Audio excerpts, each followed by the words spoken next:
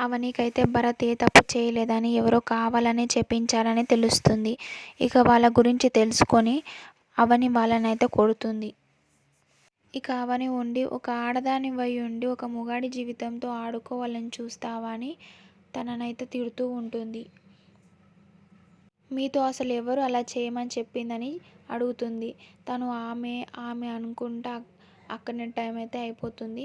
ఇక ఇప్పుడు జరిగిందంతా మా తమ్ముడు తప్పేం లేదు.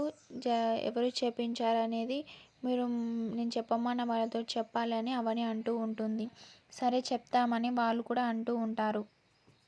ఇంకా రాజశేఖర్ ఉండి అవును అక్షయ్ ఎక్కడా అని అడుగుతూ ఉంటాడు.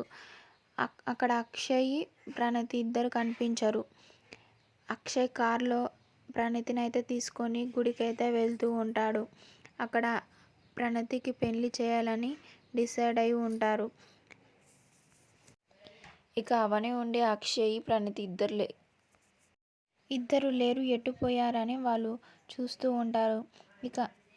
ఇక ప్రణతికి శ్రేయ, అక్షయ్, పల్లవి ముగ్గురైతే కలిసి పెళ్లి చేయాలని డిసైడ్ అవుతారు. ఆ విషయం అవనికైతే తెలీదు. ఇక అక్షయ్ అయితే ప్రణతిని తీసుకొని గుడికైతే వస్తాడు. ఇక పల్లవి ఎదురెళ్ళి ప్రణతిని అయితే తీసుకొని వస్తుంది. ఇక ప్రణతి అయితే షాక్లో చూస్తూ ఉంటుంది. నా పెళ్లి చేస్తున్నారా ఏంటి అని.